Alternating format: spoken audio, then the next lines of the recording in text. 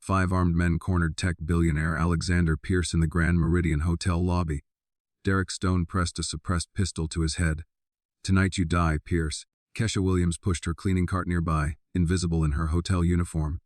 Derek spotted her. "Hey, you." Kesha looked up. "See this gun? See what's happening?" Derek's voice was ice cold. "Walk away and keep your black mouth shut, or I'll put a bullet in your worthless skull." His partner snickered. "Think it understands. These animals know their place." Derek spat. "Don't you, cleaning lady. Stay invisible like a good little hotter ping." He waved the gun dismissively. "Now get lost before I decide you're a problem." Kesha's hands gripped her cart. Calloused fingers that had scrubbed floors for years, but underneath the humble exterior, something deadly stirred. What happened next would break the internet and change everything. The Grand Meridian Hotel rose 43 stories above downtown Seattle. Its marble lobby a cathedral of wealth and power. Tech executives made billion-dollar deals over champagne, while service workers moved like ghosts between the shadows, seen but never acknowledged. Kesha Williams had worked these halls for 6 years. Every morning at 500, she caught 2 buses from her modest apartment in South Seattle. Single mother of 2, Maya 12 and Jordan 8, she scraped together enough from double shifts to keep food on the table and rent paid. To guests, she was furniture. A cleaning lady who restocked towels and emptied trash. They never noticed how she moved through rooms with military precision, or how her eyes constantly scanned for threats. They couldn't see the faded tan line where wedding rings once sat, or the challenge coin hidden in her uniform pocket, because Kesha Williams carried secrets that would shatter their assumptions. Former Navy SEAL, 3 classified tours overseas, expert in close quarters combat, weapons improvisation, tactical elimination.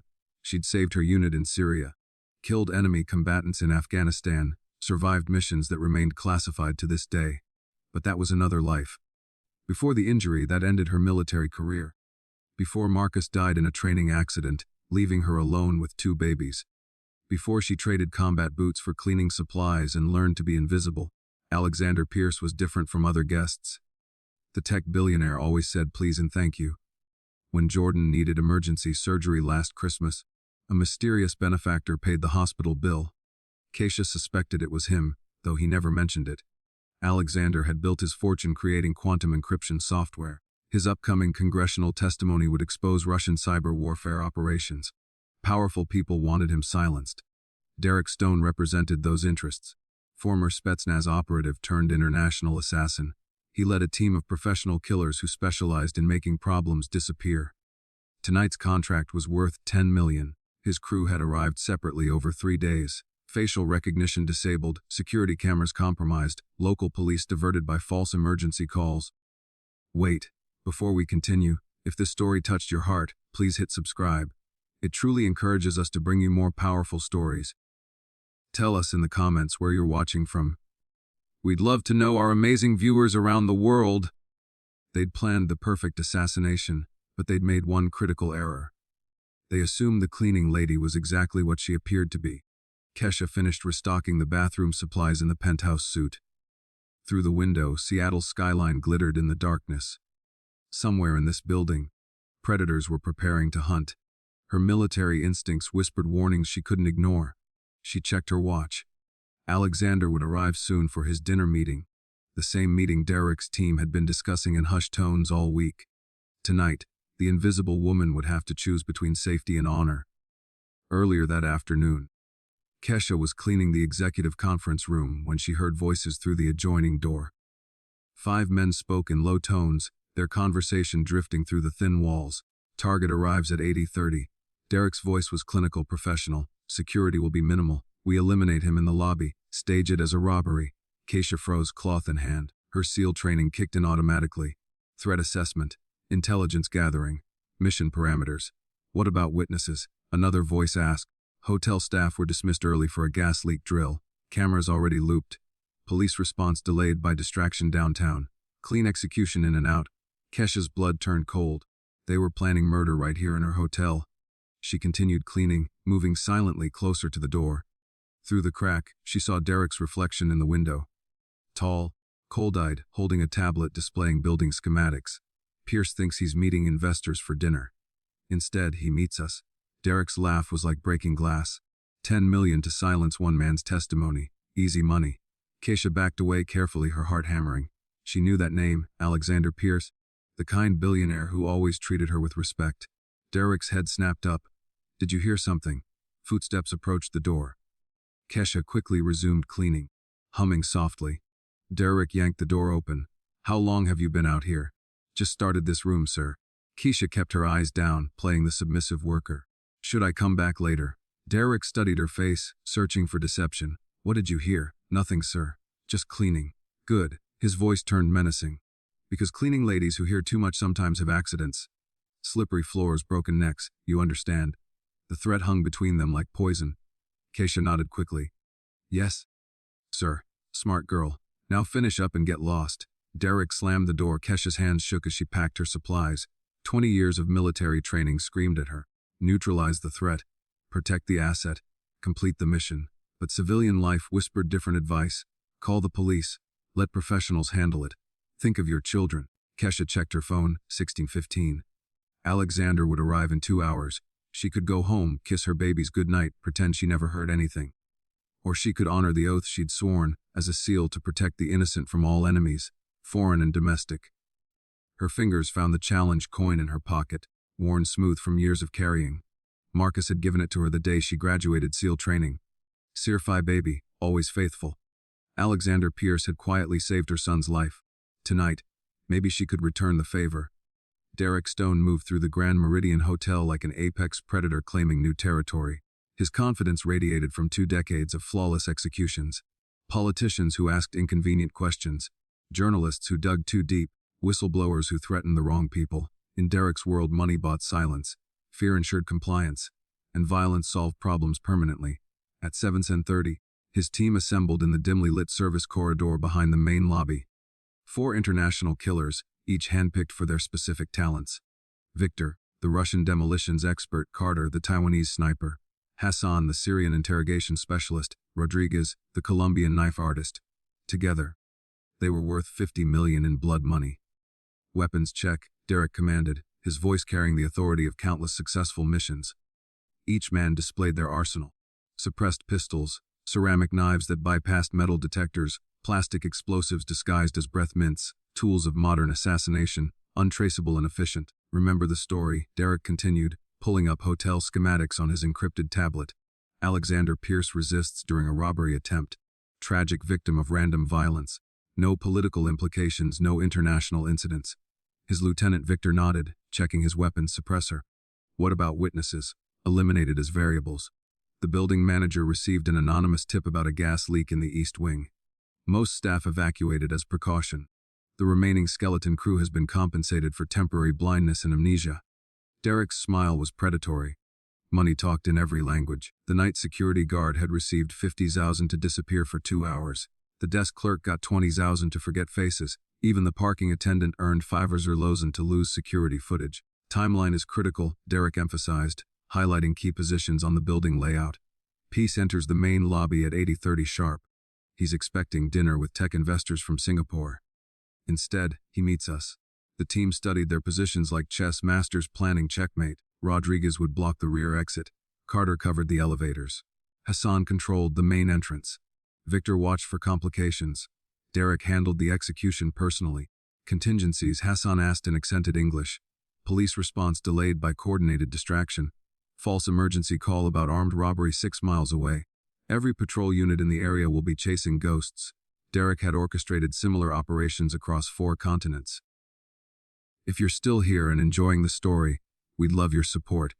Take a second to hit subscribe. It really means a lot. Government officials in Ukraine, corporate executives in Brazil, human rights lawyers in the Philippines. Each death looked accidental, coincidental, or criminal, never political. Meanwhile, 4 floors above, Keisha Williams moved through the executive suite with predatory awareness her guests never noticed. Years of SEAL training had taught her to read environments like enemy territory. Every shadow could hide a threat. Every sound might signal danger.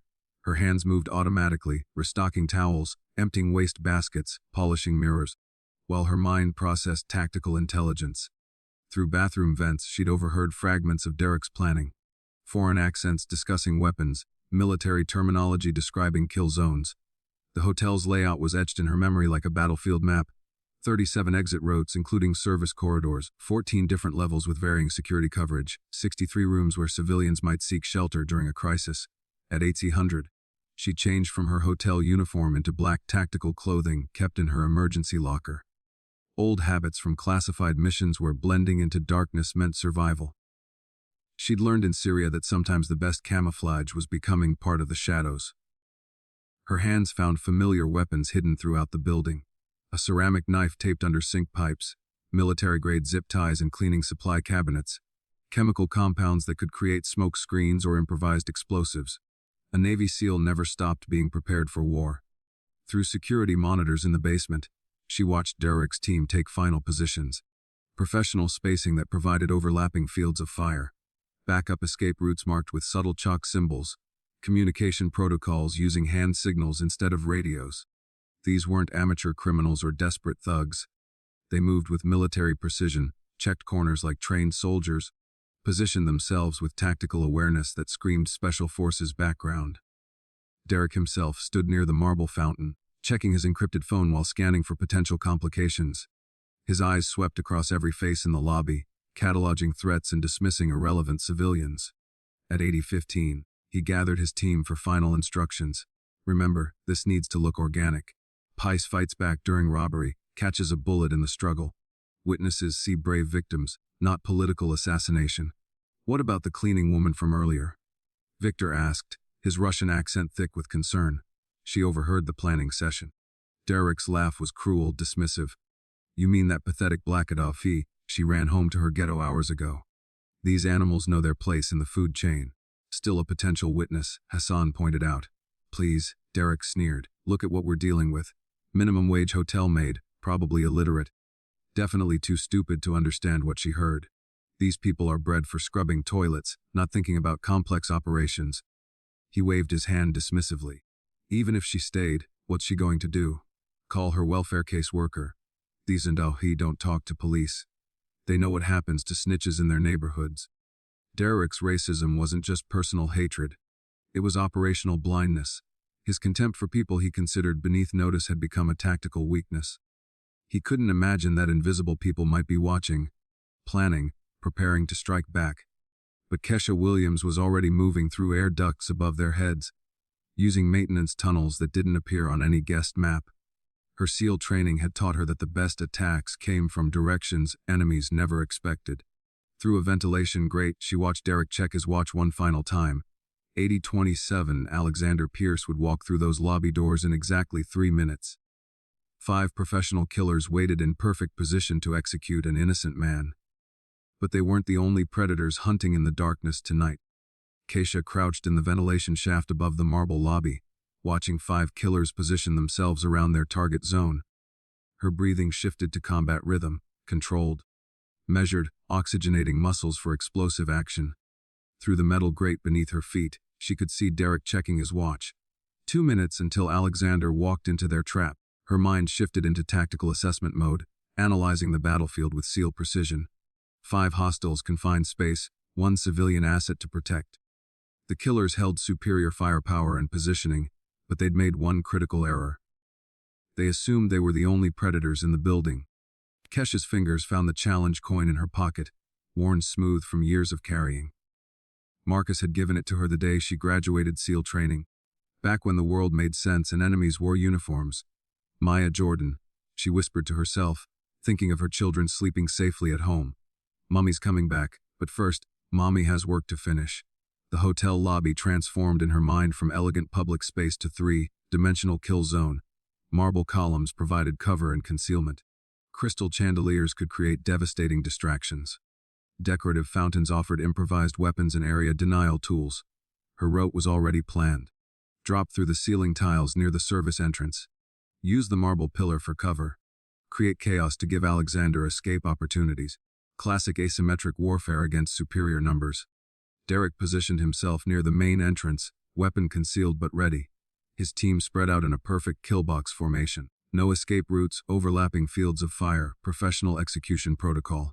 Keisha synchronized her watch with theirs, 60 seconds until contact. She'd fought these odds before in Fallujah when her 6-person SEAL team faced 40 insurgents in an abandoned warehouse. The key was speed, surprise, and turning the enemy's strength against them. Derek's arrogance would be his weakness. He saw a hotel maid where a warrior waited. His contempt had blinded him to the lethal force hiding in plain sight. Through the grate she watched him adjust his tie and smile coldly. This was routine for him. Just another contract, another body, another payday. 30 seconds. Kesha's hands found her improvised weapons. Cleaning chemicals that could blind and disorient. Metal fixtures that became clubs and projectiles. Years of military training compressed into whatever tools the environment provided. Alexander Pierce's footsteps echoed in the corridor outside. Innocent man walking toward execution, unaware that 5 killers waited and 1 guardian prepared to intervene. 15 seconds. Derek's team tensed, hands moving toward concealed weapons. Professional killers ready to earn their blood money. But they'd forgotten the first rule of combat. Always watch your 6. Alexander Pierce stepped through the Grand Meridian's glass doors at exactly 80:30, checking his phone for dinner confirmation. The lobby appeared empty except for a few well-dressed men scattered around the marble space, each one positioned with military precision. Derek Stone emerged from behind the decorative fountain like death itself, his suppressed pistol rising smoothly toward Alexander's head.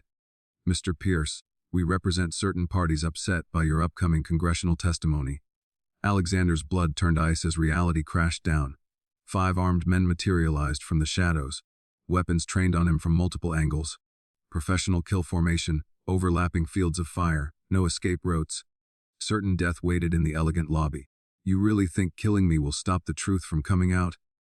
Alexander backed against the cold marble wall, his mind calculating impossible odds against trained killers. "Truth is irrelevant," Derek smiled with predatory satisfaction. "Dead men tell no tales. Your quantum encryption secrets die with you tonight along with your pathetic crusade against our employers." The assassination team closed formation. A choreographed death dance performed hundreds of times across 4 continents. Each killer moved with practiced efficiency. Weapons steady, exits covered. Alexander was trapped like prey in a spider's web. Above them, ceiling tiles shifted almost imperceptibly. Derek savored the moment, watching fear bloom in his target's eyes. 10 million for 1 bullet. Easy money earned through superior planning and overwhelming force. "Any last words, Mr. Pierce?" Derek's finger tightened on the trigger, relishing the power over life and death. "Yeah," Alexander said quietly, his voice steadier than it should have been. "You picked the wrong Hundo Hun hotel." Kesha Williams dropped through the ceiling like an avenging angel, landing silently behind Victor, the nearest gunman. 20 years of Navy SEAL training compressed into one fluid motion. Her ceramic knife found the precise spot below his ear where the blade met the brain stem. He collapsed without even a whisper. Weapon clattering uselessly across marble, the wet sound of metal piercing flesh echoed through the suddenly silent lobby. Chen, the Taiwanese sniper, spun toward the impossible disturbance. Kesha was already moving, flowing like deadly water around his rising weapon. She caught his gun arm, redirected the barrel toward the ceiling, then drove her elbow into his throat with surgical precision. His strangled gasp was cut short as she used his own momentum to send him crashing through the antique glass coffee table. Crystal exploded across marble floors like frozen fireworks, each shard catching lobby lights as it scattered. Blood pooled beneath Carter's motionless form. Derek's head snapped toward the carnage, his tactical mind struggling to process the impossible scene. The quiet hotel maid, the pathetic black Dauphine he'd dismissed, was systematically destroying his professional kill team with surgical precision. "What the hell playing who are you?" Derek's weapons swung wildly between Alexander and this new threat, his perfect plan disintegrating in real time. Kesha didn't waste breath on answers. Combat was meditation, not conversation. Hassan, the Syrian operative, charged from her left flank, she knife glinting in his hand. She read his attack pattern like a children's book. Telegraphed, overconfident, sloppy, she ducked his wild swing, trapped his knife arm, then swept his legs with mechanical efficiency. His face met the marble fountain edge with a wet crack that echoed off the high ceiling. Water turned pink with blood as he slumped unconscious into the decorative pool.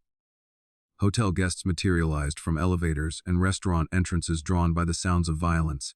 Phones emerged like digital flowers recording from multiple angles. TikTok vertical videos, Instagram stories, Twitter live streams, all capturing the same impossible reality. A uniformed cleaning woman demolishing international assassins with her bare hands.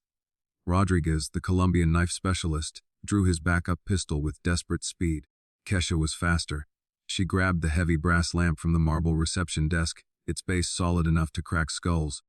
His bullet sparked off the metal fixture as she deflected his aim, then drove the lamp's base into his solar plexus. Ribs cracked like breaking branches. His breath left in a whooshing gasp as he folded over, weapon falling from nerveless fingers. Kisha followed through with a knee strike to his temple that put him down permanently. Derek's tactical superiority had evaporated in 90 seconds of controlled violence.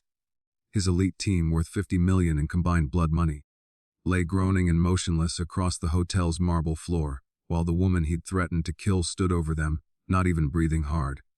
"This is impossible," he whispered, raising his weapon with hands that shook for the first time in 20 years. Keisha moved like liquid lightning. She caught his wrist before he could align the sights, applied a joint lock that sent electric pain up his arm, and forced him to drop the gun. The suppressed pistol clattered across marble as she swept his legs and put him on his knees beside the bloodied fountain. "Clean up on Isle 5, she said with deadly calm, checking Alexander for injuries while keeping one foot on Derek's neck. Someone's live stream had captured the entire engagement from start to finish.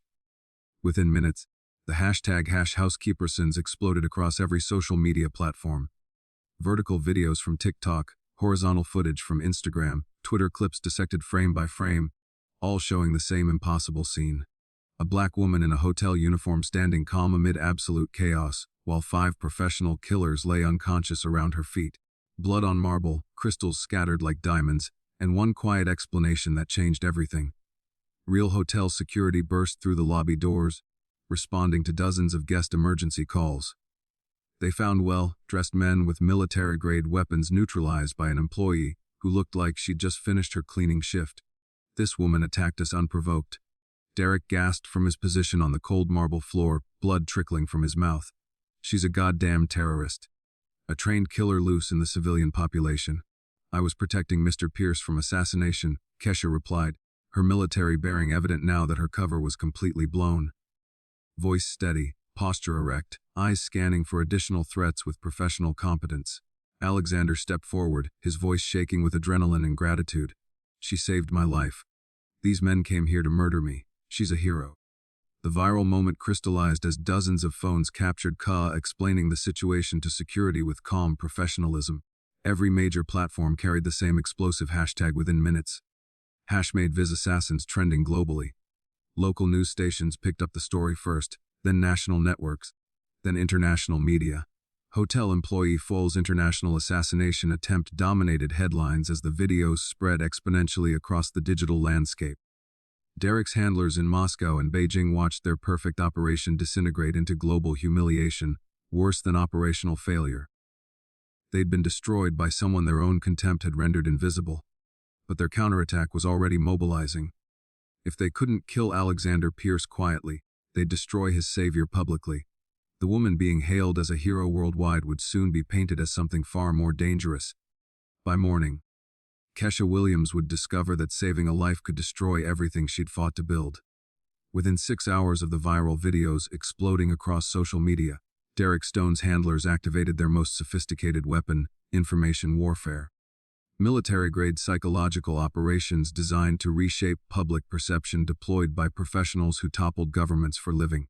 The attack began on obscure forums and fringe websites where conspiracy theories bred like digital viruses. Anonymous posts questioned Kesha's background. Why did a simple maid fight like special forces? Was the entire incident staged for publicity? Did Alexander Pierce orchestrate his own assassination attempt to boost his congressional testimony's credibility? By dawn, coordinated bot networks amplified these doubts across mainstream platforms.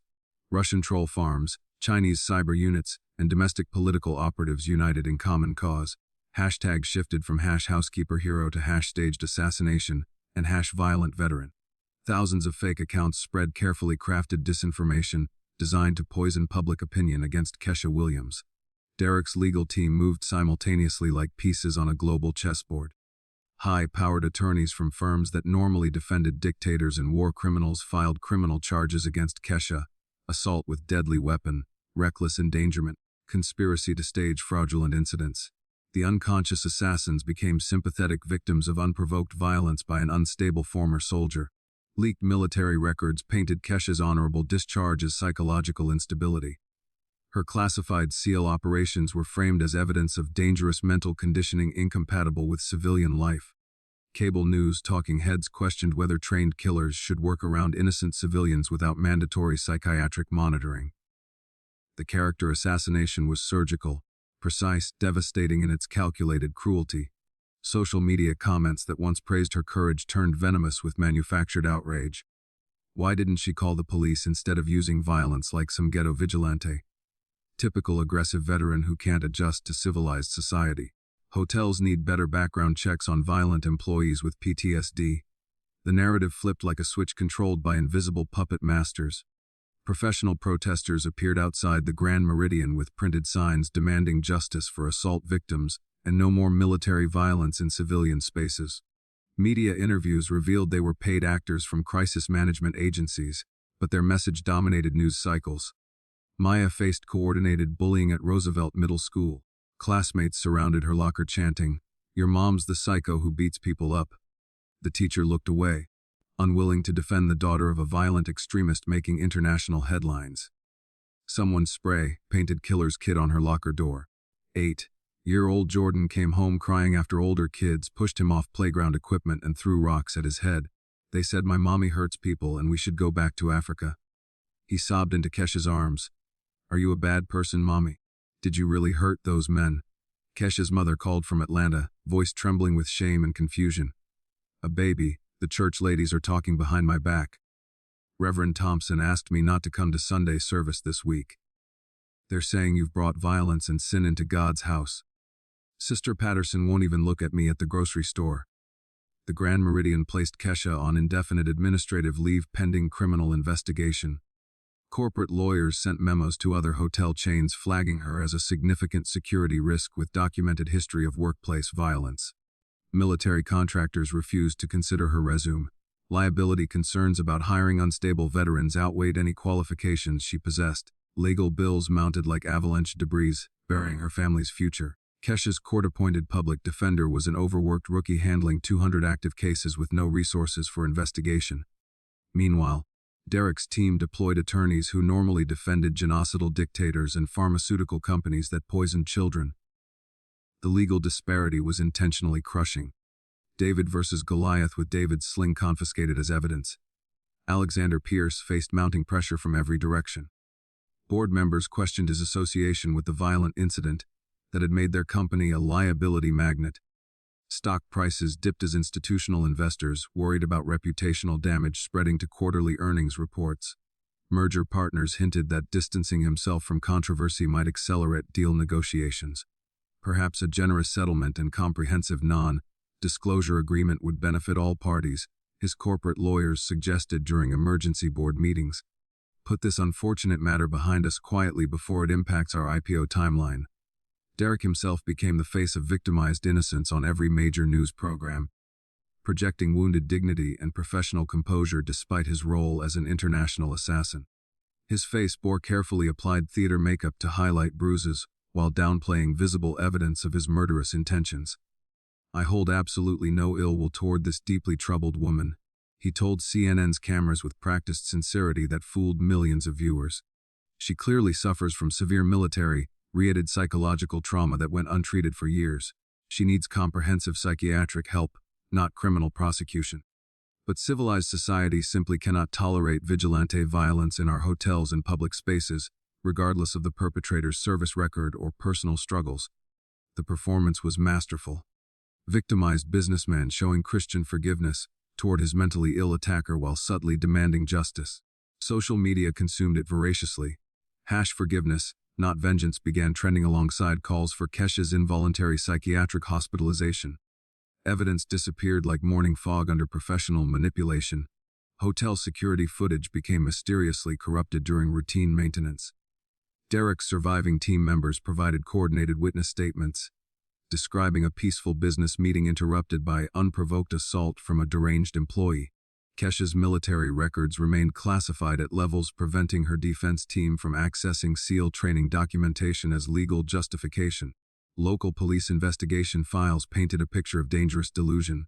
Minimum wage hotel worker who fantasized about being a special forces hero snapped under financial pressure and family stress. then violently attacked innocent businessmen conducting legitimate commerce. Detective reports described her as emotionally unstable female veteran with documented history of violence-related employment termination and chronic financial instability, leading to psychological break from reality. Kesha sat in her increasingly empty apartment, eviction notice taped prominently to the door, watching her life disintegrate on every news channel. Moving boxes stacked against walls told the story of dreams being packed away permanently. Her children asked why strangers on television called their mother a liar, a monster, a terrorist. "Mommy," Maya whispered one evening while hiding under blankets. "Are we bad people now? Are we going to jail?" 2. The question shattered something fundamental inside Kesha's chest. Everything she'd fought to protect, her family's safety, her children's future, her own hard-earned dignity, was crumbling under coordinated assault by forces she couldn't see, couldn't fight, couldn't even name. Derek's confidence grew with each passing day of successful manipulation. This was familiar territory. Unlimited money and corrupt lawyers versus working-class defendants without resources or connections. The outcome was as predictable as gravity, as certain as sunrise. But Derek made one critical error that would prove fatal to his entire operation. Success bred arrogance. Arrogance led to overreach, and overreach attracted unwanted attention from very dangerous people. He pushed aggressively for federal terrorism charges, demanding Kesha serve life imprisonment as an example to other violent veterans who threaten civilian populations. He gave increasingly vindictive interviews, each one more personally cruel than the last. He wanted complete destruction, total victory, absolute humiliation of the woman who had dared to challenge his supremacy. The media circus attracted FBI Special Agent Sarah Martinez, who received the case file with professional skepticism, earned through 20 years hunting international terrorists. Something about Derek's story triggered investigative instincts that had never failed her before. Why did random criminals carry military-grade encrypted communications equipment? How did amateur robbers disable sophisticated hotel security systems with professional competence? Why were Derek's business associates flagged in Interpol terrorism databases under different identities? Martinez began pulling threads that Derek's handlers hadn't expected anyone competent enough to notice. 3 weeks into the media nightmare, Derek Stone played his final most vicious card. The anonymous phone call started at 2:00 in the morning. Maya's school schedule, Jordan's walking route to the bus stop. Detailed descriptions of their daily routines delivered in emotionless voices that promised violence. "Your mother made some powerful enemies," the caller told 12-year-old Maya when she answered the house phone. "Smart girls know when to convince their mothers to stop talking to the police." Kesha's military training screamed tactical response. Identify threats, neutralize enemies, protect assets at all costs. But civilian law demanded she trust a system that had already betrayed her completely. Which identity would survive? The mother trying to keep her family safe, or the warrior who never left anyone behind? Derek requested a private meeting through intermediaries, claiming he wanted to end the destruction before more innocent people got hurt. The location was symbolic and calculated. The same Grand Meridian hotel lobby where everything had started. Full circle back to the scene of his public humiliation. Kesha arrived alone, wearing her best dress instead of a hotel uniform. The marble floors she'd once mopped gleamed under crystal chandeliers that had witnessed her transformation from invisible worker to international symbol. Derek waited by the fountain where she'd put him on his knees 3 weeks earlier. His expensive suit and confident posture projected power, control, the inevitable victory of wealth over working-class resistance. "Miss Williams." He greeted her with false courtesy. "Thank you for coming. I hope we can resolve this unfortunate situation like civilized adults." "Cut the hard out, Derek. What do you want?" He smiled with predatory satisfaction. "Direct. I appreciate that." "Very well. I'm prepared to offer you a complete financial settlement. $5 million, sealed records, new identities for your children, relocation assistance to anywhere in the world." The offer hung between them like poison disguised as medicine. In exchange for what? Simple. You admit publicly that you overreacted due to military-related psychological trauma. You apologize for your unprovoked attack on innocent businessmen. You undergo voluntary psychiatric treatment and disappear quietly into whatever hole we provide. Derek's voice carried the certainty of someone who'd never been refused. Your children get good schools, safe neighborhoods, and college funds. You get to keep breathing. Everyone wins. Except the truth. Truth. Derek laughed, the sound echoing off marble walls. "Look around you, Kesha. Do you see truth winning? Your reputation is destroyed. Your family is threatened. Your future is gone. Truth is whatever people believe, and people believe what we tell them to believe. He leaned forward, voice dropping to intimate cruelty. You think you're protecting your children by fighting us. You're destroying them. Maya's already developing anxiety attacks at school. Jordan wets the bed because he's afraid of strangers. Every day this continues, you damage them more. The words hit like physical blows because they carried truth wrapped in manipulation. Your little boy asked his teacher if his mommy was going to jail forever. Your daughter researches juvenile detention centers online, wondering where she'll live when you're convicted. Is this the protection you promised them? Derek's psychological warfare was surgical, targeting every maternal instinct Kesha possessed. You want to be a hero? Real heroes know when to surrender for the greater good. Sign the papers. Take the money. Let your children heal from the trauma you've caused them. Kesha's resolve wavered. Maybe he was right. Maybe continuing this fight was selfish. Maybe her children would be better off if she just disappeared. Think about it, Derek continued, sensing weakness. What happens when federal terrorism charges stick? 25 to life in Supermax prison. Maya and Jordan growing up knowing their mother chose pride over their welfare. He pulled out an encrypted tablet showing surveillance photos. Maya walking to school, Jordan playing in their apartment courtyard, Kesha's mother grocery shopping in Atlanta. These pictures were taken yesterday. My associates have impressive reach, Miss Williams. Global network, unlimited resources, very creative problem-solving methods. The threat was clear without being spoken. But I'm reasonable. Derek's voice became almost gentle. I don't want to hurt children. Sign the confession and everyone stays safe. Your kids get better lives than you ever dreamed possible. For a moment, Kesha almost believed him. The weight of protecting her family crushed down like concrete. Then she remembered something. Derek, she said quietly, reaching into her purse. I have a confession to make too. She pulled out a small recording device. The FBI-issued digital court admissible. Derek's face went white. What the he is that? Insurance. Kesha's voice was steady as granite. This entire conversation has been transmitted live to FBI Special Agent Sarah Martinez and the Joint Terrorism Task Force monitoring from the van outside. You're recording illegally. I didn't consent to Washington state one-party consent laws. Your threats against children constitute federal intimidation charges. Those surveillance photos you showed me, stalking across state lines. Your associates following my mother in Georgia. Interstate conspiracy. Derek's confident facade cracked like ice under pressure. But here's the beautiful part, Kesha continued. Agent Martinez ran facial recognition on your business associates from the hotel security footage. Turns out they're wanted by Interpol for assassination contracts in 12 countries. The psychological tables turned completely. Your entire operation is blown, Derek. Not just the Alexander Pierce contract. Everything. The Syrian journalist murdered in London last year. That was your team. The Ukrainian prosecutor killed in Prague. Same weapon signatures. The Brazilian environmental lawyer who died in a car accident. Your people were in Sao Paulo that week. Derek's arrogance transformed into pure terror. You thought you were dealing with a broken-down hotel maid who'd fold under pressure. Instead, you exposed an international death squad to a federal counterterrorism investigation. FBI agents materialized from service corridors, weapons drawn, tactical gear replacing hotel uniforms they'd worn as disguises. Derek Stone, Agent Martinez announced, "You're under arrest for conspiracy to commit murder, international terrorism, and about 50 other charges that will put you away forever." As handcuffs clicked shut around Derek's wrists, Kesha stood in the same lobby where he dismissed her as worthless garbage. But now she wasn't invisible anymore. She was justice.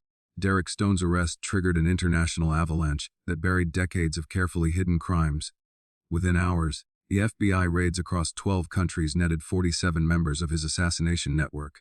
Safe houses in Prague, London, and Dubai yielded evidence of state-sponsored murders spanning 2 decades. The man who dismissed Kesha as worthless black trash now wore federal prison orange, facing 17 life sentences without possibility of parole. His empire of violence crumbled because he'd underestimated one hotel worker's courage. Derek's trial became a global sensation. Prosecutors presented evidence linking his organization to the murders of journalists, activists, and whistleblowers across 4 continents. Each victim had threatened powerful interests. Oil companies, pharmaceutical cartels, corrupt governments willing to pay for silence. The jury deliberated for 37 minutes, as guilty on all counts. As the verdict was read, Derek's eyes found Kesha in the gallery. The woman he'd threatened to shoot was now the reason he'd die behind bars. His final expression was pure disbelief. How had the invisible become invincible? Alexander Pierce kept his promise. The day after Derek's conviction, he announced the Invisible Heroes Foundation with a $100 million endowment. The foundation provided legal defense, education funding, and career transition support for service workers who witnessed or reported corporate crimes. Kesha Williams proved that heroism wears work uniforms. Alexander told the packed press conference, "Janitors, security guards, housekeepers, maintenance workers, they see everything. Now they'll have protection when they speak truth to power." Kesha was promoted to Director of Corporate Security for Pierce Industries, making more in 1 month than she'd previously earned in 2 years. But the title mattered less than the respect.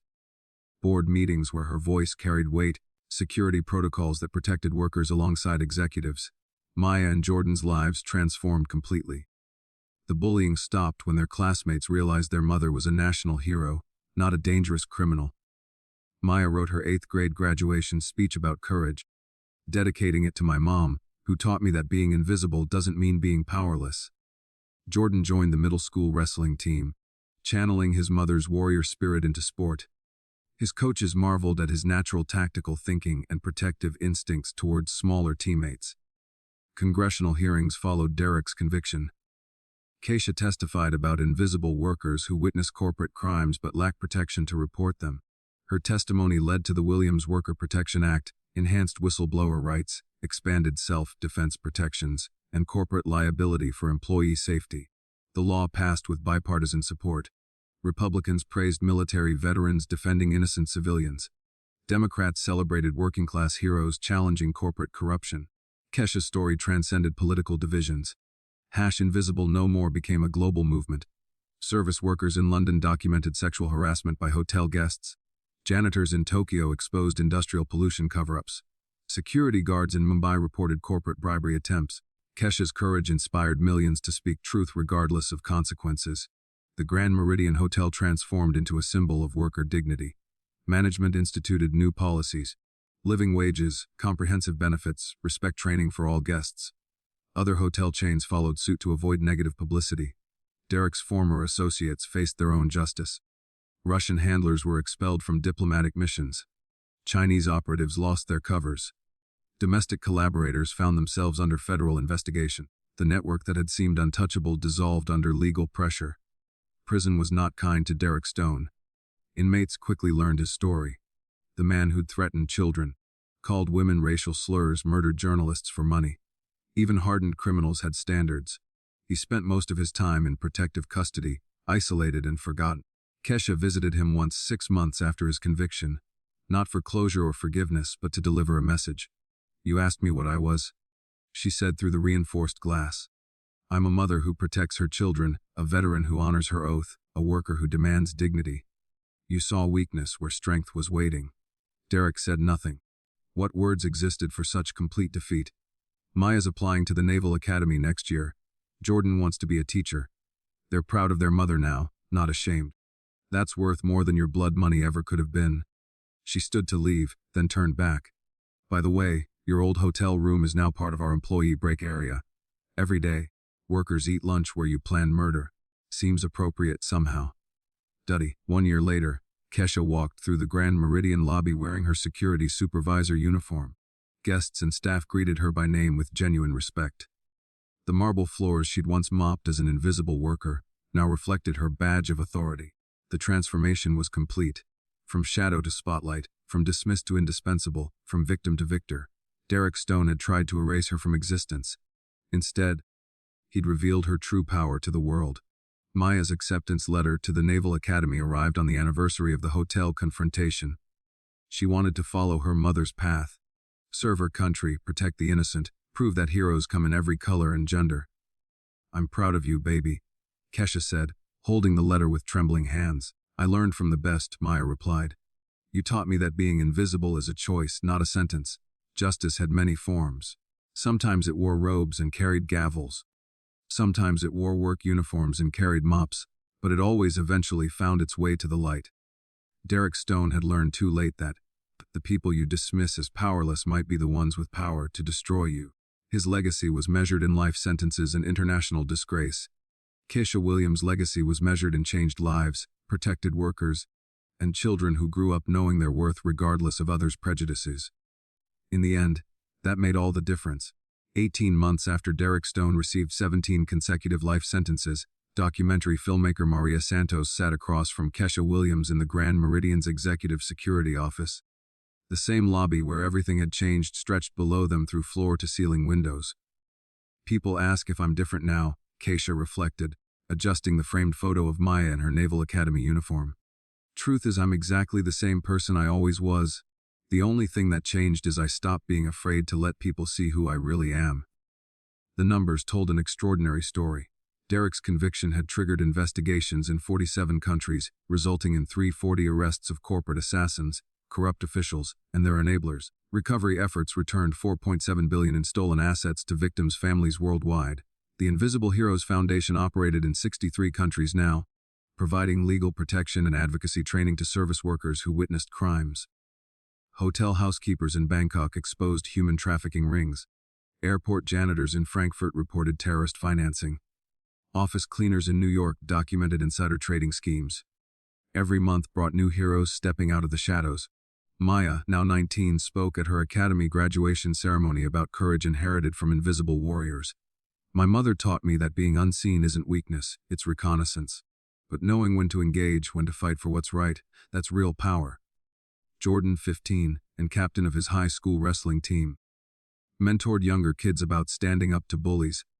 His favorite saying, learned from his mother, "Strength isn't about how hard you can hit, it's about how much you can protect." The hospitality industry underwent revolution following Keisha's testimony before Congress.